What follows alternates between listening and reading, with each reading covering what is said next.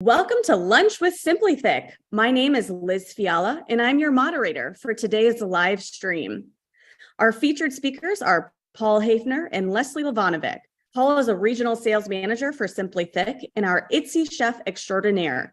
And Leslie Lavanovic, also a regional sales manager for SimplyThick, is our in-house speech language pathologist and clinical specialist. Let's pull up a plate and gather around for today's live stream. Paul, the stage is yours. Thank you, Liz. I appreciate it. Leslie, how are you doing in Phoenix, Arizona today? Everybody Very good? Good? Thank you. Happy Friday, sir. Thank you very much. I appreciate that. It's hot and sunny, and summer has started in Dallas, Texas. Good news is we have playoff hockey still on our agenda. So starting tonight, Dallas Stars Western Conference Finals. Tune in at 8 o'clock Central Time. Okay. Leslie, today's theme is Memorial Day picnic, and we are going to concentrate on a hot dog in a bun. We've also got deviled eggs and potato salad that we're going to run through and test against IDDSI. Sounds good. All right. Short disclaimer before we start. If you are at home like I am, and you're using the IDDSI format or even the old National Dysphagia Diet, you can use all the information we're showing you, take it or leave it. It's up to you. If you are in a licensed facility, if you're inspected by the state or by JCO, the Joint Commission, the federal inspectors, then IDDSI is very likely the standard that you are already on. If you have not heard of IDDSI, please contact SimplyThick, and we can send you information, details, and a lot of support items that will help IDDSI make more sense in your building. All right, so right on to the examples we have today. Hot dogs, Leslie. Who doesn't like hot dogs? That's rhetorical. I don't really need an answer. Hot dogs, however, are a standard in the things that people choke on department. You remember the 1989 film Field of Dreams won an Oscar in 1990? Do you remember the scene at the end where the little girl chokes on the hot dog and Moonlight Graham has to decide if he's still going to be a baseball player or if he's going to be a doctor? That's how important hot dogs are. It was even a plot device in an Oscar-winning movie. So, Leslie, can you give me some details on what made hot dogs such a problem? Well, a lot of times the pieces are too large. The casing on some hot dogs can be rather thick and can be a choking hazard. I remember when I was doing hot dog testing, if I used a hot dog that was made up of pork and chicken and etc., those broke down much better than an all beef hot dog where the casing was thicker. I found that when I was trying to puree the all beef Nathan's or Hebrew National, the casing was thicker and was problematic and did not in fact pass the IDDSI testing. Right. And hot dogs with and without casing, or skinless wieners, or you even get into kielbasa and sausages you grill outside. Sometimes those have even thicker skins. The larger in diameter and the more stuff going on inside that sausage, we get thicker skins. So that's a caution on any of the tubular meats, if you would. I'd like to add, Paul, that adults without dysphagia or swallowing difficulties also choke on hot dogs on a regular basis. I heard a story recently about from a speech pathologist who works in acute care, and she was saying that 2 adults, no history of dysphagia, had been admitted within the last month, and one of them ended up being intubated. So hot dog really can be problematic. So just be careful, especially if you're preparing a meal for somebody who needs the hot dog broken down, that you're careful and ensure that it's following the guidelines. Well, and the hot dogs being a challenge in and of themselves, and then we have bread, which is also on the list of things that people are prone to choke on. So you put those two together, even if you don't have a diagnosed swallowing issue, I could see how that would be a problem. So the bread that we have done, I used the SimplyThick bread recipe, and I used hot dog buns instead of regulation bread. The hot dog bun, top and bottom, is more than a single sandwich slice of bread. So I had to add a little bit more moisture to the recipe. It looks great.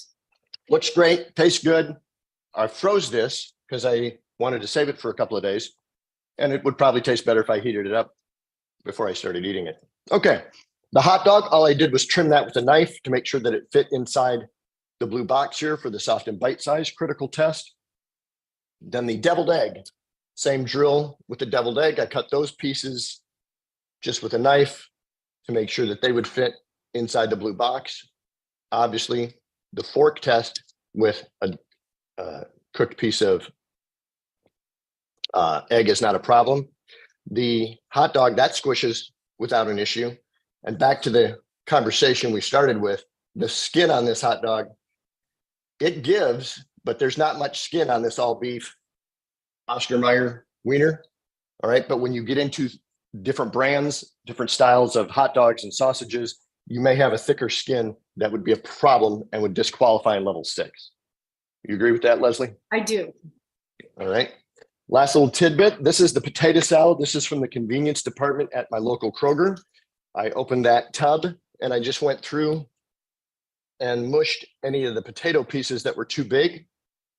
My issue with the potato salad were these little pieces of green pepper. They fit in the box, but they do not separate with a fork or a spoon. They're too hard to regularly separate. So I went through and I would pick all those out of this portion. All right. The other thing that I saved for this one is when a gigantic piece of potato come through, that I couldn't get it to cut or smash. So that piece of potato really is putting up a fight. It was not cooked properly. And if you and I were eating it, we would probably politely remove that from our plate. So if we're purchasing pre-made potato salad at our grocery store deli, we need to double check, open it up and test it before we serve it. Exactly right. Just like almost everything else, just because Kroger says that it's potato salad and most of the pieces look right, we still have to fight through and double check before we serve it. All right. Any other questions on the level 6? I do have some mustard and ketchup here, Leslie. Ketchup is sometimes with condiments and garnishes, we have to be a little bit extra careful. The mustard that I have is cold from the fridge. It doesn't weep or separate, but if you've ever had just mustard sitting around and you know sometimes you have to shake it because it separates in the bottle. Exactly. So keep an eye out for condiments as usual. This ketchup and mustard are both cold on this MM5 plate. All right, so we're going to switch over here to this MM5 hot dog and see if we got that right. We're going to go right through like that. That was pretty simple. All those pieces, yeah, and all those pieces come through the tines of a fork without an issue. There's no, passes the size test, passes through the fork test, and then it passes the spoon release test without an issue. So hot dog convinced and moist. I did add a little bit of, when processing this, just plain water. I didn't use any thickener just because it needed a little bit to maintain its moist qualification. Again, exact same piece of bread. I did use a little cheater here to keep it in a more of a bun format. I used a fish shape that I had. I was just going to ask you how you achieved the bun look with your pureed bread. Yeah, that is a silicone form used to shape pureed fish. And I kind of cheated, cut the ends off so it'd be the same length as the bun. Yeah. Nice presentation though. I like it. Thanks. All right, so this is our deviled egg, level 5 minced and moist. We can go right through that. We can bring some of this over here and see the exact same thing. It comes through the fork really easily. It doesn't put up any fight. All right. And then the only caution on the deviled eggs is the yolk portion, the yellow part. Those are real dry even after being boiled. So you need to make sure that you add enough of the vinegar or mustard or whatever you're adding in to make your deviled part of that egg so that you get enough moisture back into those egg yolks. But when you did this in silk, that particular egg did pass. Absolutely right. And that's because when I was making it, I had just a little bit more mustard and vinegar for the mayonnaise than the recipe called for. Let me put it that way. Okay. So again, that was just a little bit of doing it on the fly to see what did and did not make sense. Back to the Kroger, we might get a call from Kroger's quality control department after bagging on them like this. So this is the same potato salad that I had for level 6. I did this one in the food processor instead of just in the, with a knife on the cutting board. Okay. And I found this whopper piece of skin with a little bit of potato meat stuck to it, but it could be a dirt clod. I didn't want to go any deeper, but that is a hard fail. Wouldn't have passed for level 6 or level 5. So that was just a little surprise. Again, that would be a whopper of a choking risk if it made it onto the plate of one of our dysphagia patients. All right. The good news is the food processor cut the pieces of red pepper small enough that they qualify and no longer pose a choking hazard. I could have included the red pepper over here if I'd have taken the time, perhaps with a paring knife, to cut those into real small pieces that would have qualified for MM5. I could have translated with that. So the red pepper included in the L4 or puree potato salad still passed? L5 potato salad still passed. And I'll start with the potato salad. Now we're going to level 6 and show you a little bit of the puree. So the same bucket of potato salad, this stayed in the food processor. I might have added just a touch of milk or mustard to make sure I kept it as thin and the consistency I wanted. And that's a beaut. I love that. And it tastes good. However, even after processing, Leslie, I'm going to put this on the white plate. Hopefully it'll show up. What is that? This is little bits of dill and some other herbs, likely, that were in the potato salad that were too big, and I was uncomfortable letting those stay in my puree portion. You don't think about seasonings being a problem when you're modifying foods, do you? I don't. All right. I didn't think about that with your potato salad, but the dill is a larger piece. So interesting. So what I did with the potato salad, I took it out of the food processor and I put it all into the mesh strainer over a bowl. And then with either a spatula or a wooden spoon, you just push that through the strainer. And what I ended up catching were all these little bits that would have been a problem. So the bits and the bumps, that's what we were catching with that mesh strainer. Gotcha. Makes sense? All right. Yes, so good idea. Heads up on the herbs and the garnish, etc. Paprika is often something we would put on top of deviled eggs just before we serve those. Leslie, I'd be okay if I was careful and make sure I didn't over season or end up with a mound of dry powder. Bit of color, that should be fine. It shouldn't be. I would think so. Right. Okay. The same drill with the hot dog. You can see this is my pureed hot dog. That's a winner. Love that one. I ended up running it through the mesh strainer as well, just because there are some tiny little bits I could not get chopped with the food processor. So I ran it through the mesh strainer, and I'm really happy with everything that came through. So this is a winner for me. And then it pops right off the spoon. Hey, Paul, I have to ask you, when you were pushing the hot dog through the strainer, was it because when you felt the small particles in there, was it skin or was it something else? It's hard to tell because even though they're all beef hot dogs, let's go with skin. Yeah. It felt like the skin of the hot dog. Okay. Yeah. Not the skin of the cow or anything else. Okay. Same piece of bread that we used on the other. That one hasn't quite thawed out as much because I could feel it with my fork. This is the deviled egg to L4 puree. The middle yellow part, again, that's never going to be a problem as long as you don't let it get too sticky. And then this, again, this is just brilliant. But eggs, hard-boiled eggs don't put up much of a fight. I did use the food processor, no thickener. I used about 2 ounces of milk for 8 or 9 eggs. I forget how many actually made it into the pot before Molly started helping me. 1 or 2 of them ended up on the floor. So anyway, the level 4 plate, everything looks great, and I'm happy with that. Any questions? No, it does. It looks very good, and the presentation makes all the difference.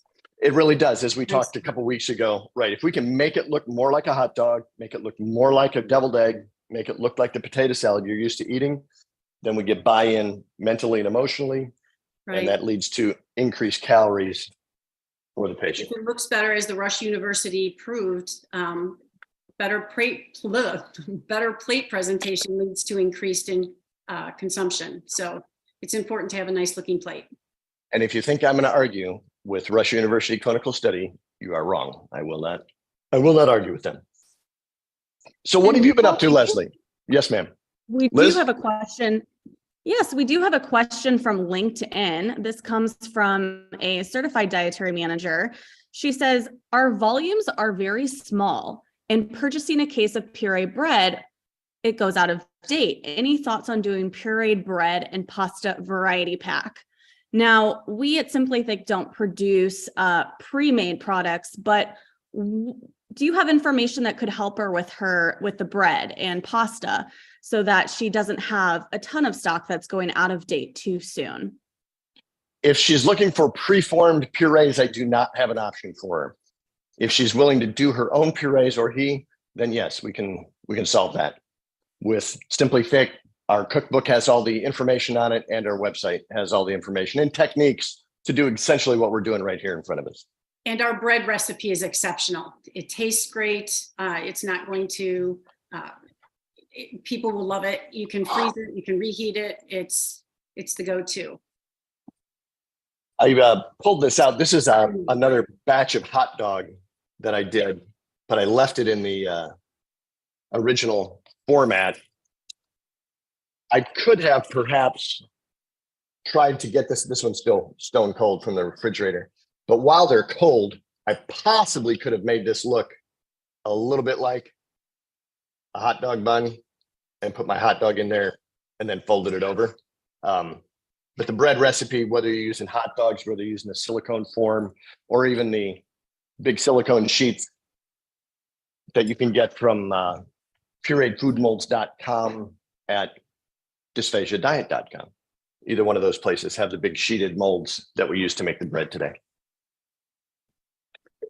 And I think it's important to note that with this bread recipe, you can make a single batch or you can make them in bulk. And as Paul said, they can be frozen and then you can eat them a bit later, just depending on your need for that. So baking your own bread, even though it may seem like a huge task, often actually makes it easier to serve your patients in the form that they need, in the quantity that they need, and you can customize it as you want.